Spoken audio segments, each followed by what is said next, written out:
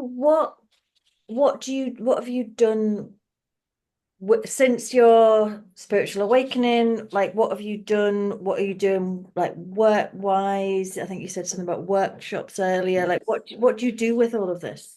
That's exactly what I was just about to say, Good. wasn't it?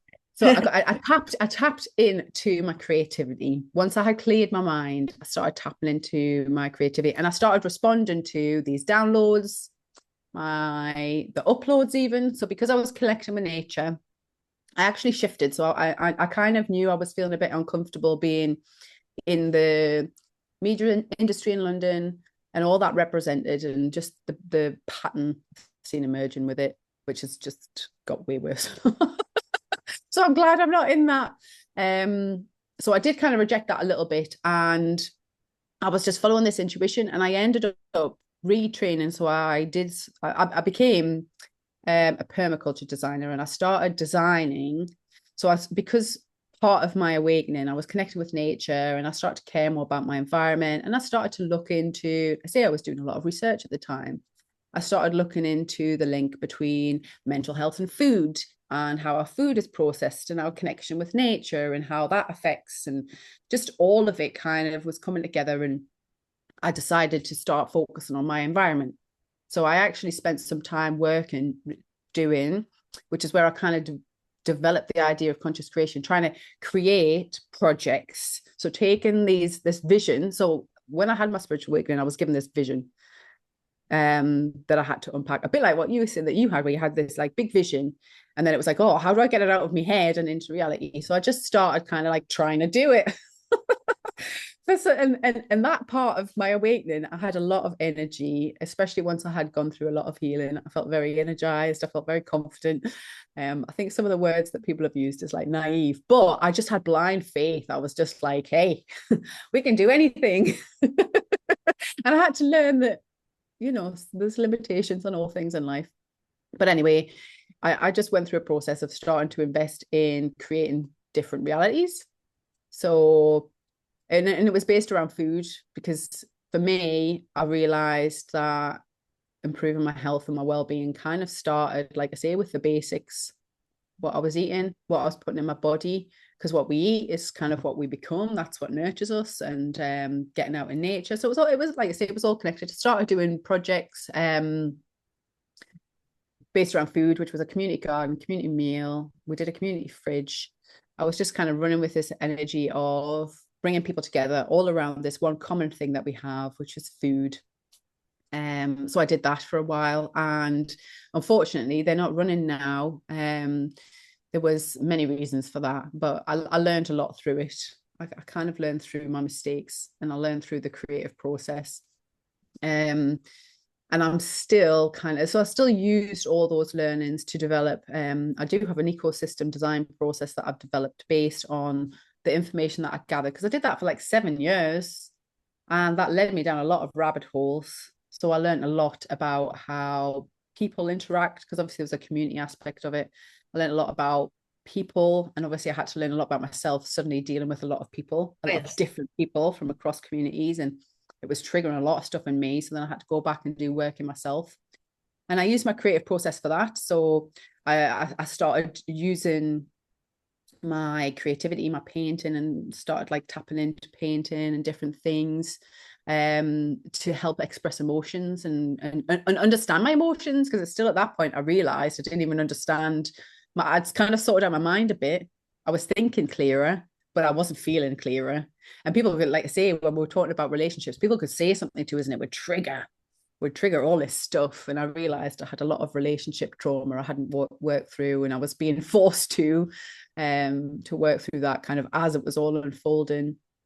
So I learned a lot about how things connect and interact. And so I did that partly with like the nature aspect, looking literally at gardens and watching how nature responds in ecosystems and how things interact in ecosystems, and then adapting that to myself, and then to to other things. Like you can use that same wisdom, that same intelligence, if you like, to create anything really once you understand the basis of it. So the ecosystem design process I've developed over that period of years, I could use to develop businesses or projects, and it's just a different level of awareness. Sometimes it gets a little bit complex, and I don't always think you have to think about everything. That's like bringing it back to the creative process of conscious creation. Sometimes you can overthink things because actually we're not supposed to know everything, and you learn by doing. And sometimes you're inspired to do something and you do it and it doesn't work out. And part of that can be because you've missed a bit, or you haven't set up a certain aspect of the system, or you have certain limitations. A part of it can just be beyond our control, timing. Some things aren't, we can't control it, everything. I've definitely had to learn that one. And that's part of the whole creative process. You can't control everything. In fact, we can only control a little bit, which is just ourselves. And even that can be really hard. Oh yeah. So you had that period of time doing the garden and the food. What happened next? Well, I'm just coming out of that actually. So what happened next was COVID. Oh yes. All right, everyone goes, oh. The pandemic.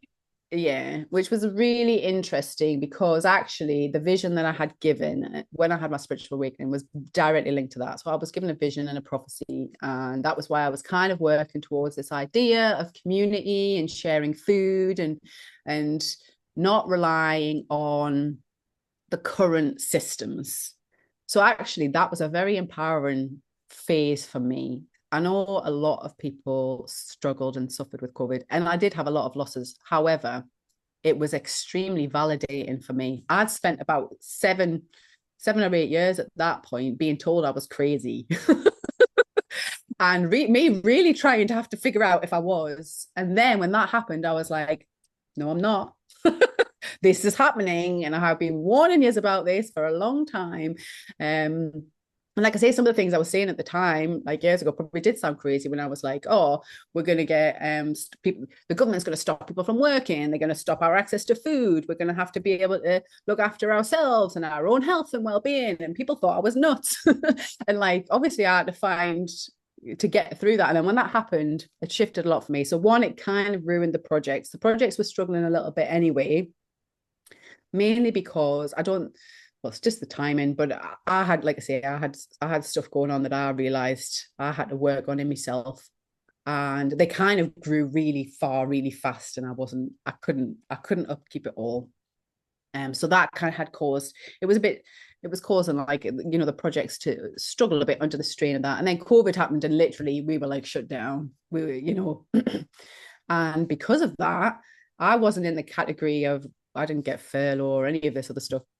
So it was like, oh, shoot, I'm suddenly like unemployed and I have nothing to do. And it was really validating.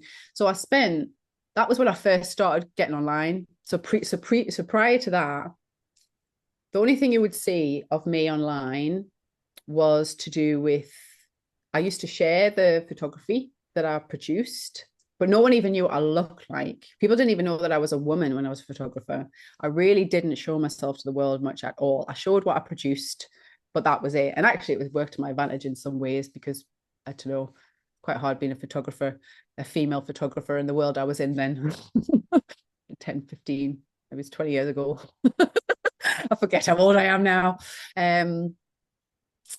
Sorry, I've gone off on one. But yeah, so when COVID happened, I thought, I'm going to have to figure out how to do this online, because I had promoted the stuff that we did, obviously the community stuff online, and I had started speaking out a bit more about like activism stuff that I was getting involved in, and so I kind of stretched that muscle a little bit. But then I thought, I don't know, I just felt really empowered at that time. And to be honest, I cringe a little bit when I look back at the videos, because I can see how different I am, and like, it was the first time I'd ever seen myself on video. Like, so I just started, basically, I just set up like a camera, a crappy little camera that I had in my bedroom, and I would just talk about stuff. And it's similar to what I was talking about now, but I had never done it before. And it was just, yeah, anyway, those videos, they're a bit cringy, and I still believe in what I was saying mostly, but it was just weird seeing myself and everything. And I thought, well, what am I going to do? I used the space to, like I say, I was doing some painting. So actually I'm wearing now, I don't know if you can see, I started doing painting, and I was going to create, which is still on my to-do list, funnily enough, because I did it 3/4. I did like 75% of it and got distracted and did something else. I was going to create a, what's the word? Oracle card deck. So of Ooh, different emotions. So basically, this is like healing art, and I was channeling, and I was tapping into different artistic energies, and I was like painting, and I was going to create this like Oracle card deck, and I thought I'll do that, and then I was doing these videos, and then I got distracted because I realized this idea I'd had years ago. And one of my friends is who I used to do, we used to do, it was pretty outrageous photography actually. I love it though. When I look back, it's so funny. He was like, he's an artist. He still is an artist. He's an excellent abstract artist in London. And he used to do fashion art. So, and because I did a bit of fashion photography and stuff, we would work together. So he would come up with these outrageous fashion concepts. And then he used to call us out like we were like soulmates, like creative soulmates. So nobody got him, nobody understood. So he would try and do photo shoots with people, and he would get a bit frustrated because he's like, oh, it's all right, but it's not really what I mean. And then I just kind of got him when I like we met online years ago, and he used to just turn up with these random fashion art, and then I would photograph them, and he'd be like, yes, that's it, that's the concept. So we did that for a while. I've gone off on one again. it's Oh all yes, so good. I'd had this idea years ago, like it was an old idea, and I was like, wouldn't it be amazing if you could take art and turn it into fashion, turn it into clothes? And then fast forward, like when I realized in like 2021, you can do that now with like print on demand. So like I say, I started doing the intuitive deck, but then actually realized I could turn my paintings into fashion. So I did actually set up a boutique, and I have got clothes that I started doing that. So I was doing that. But then I had this download for Love School, which again, I did carry on with the boutique for a while. It only just stopped. I mean, I'll explain in a minute, maybe. So I was running, I tend to work seasonally now because I like doing so many different things, but I have different energy in the winter than I do in the summer. But I got this download. So literally, I got this idea in my head, boom, this big idea.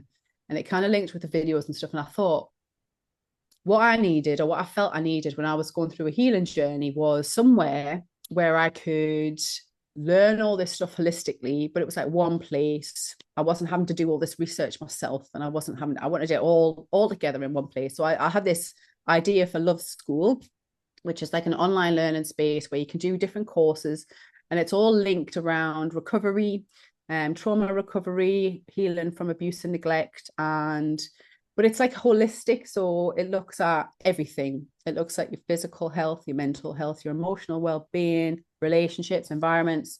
And I'm in a process still, because there's so much to get out, of writing different courses and things. Amazing. So I was kind of in the flow of that. I was doing the boutique as like my fun creative thing, which at the minute is kind of, I'm doing the poetry and stuff. That kind of got parked. I will pick it up again at some point, I'm sure. But Your energy's amazing. well, it ebbs and flows. It ebbs and flows, and I work with it now. So that's why I like to work seasonally, because actually what will happen in the winter is I tend to do a lot more writing, which is what I'm starting to do now, and writing up the courses and writing up the poetry. Whereas in the summer I'm a lot more active, so I want to do a lot more creative stuff. And like I say, things have shifted and ebbed at times. I wasn't doing that much at first. And what's funny, because actually a lot of what I talk about is like slowing down, relax. And I do actually, I'm a very slow person now, but I use my energy when I get it. I've learned how to work smart. So I know when I'm tapping into that energy, and I can work, and I know when to stop. I know when to not burn out because that has happened several times.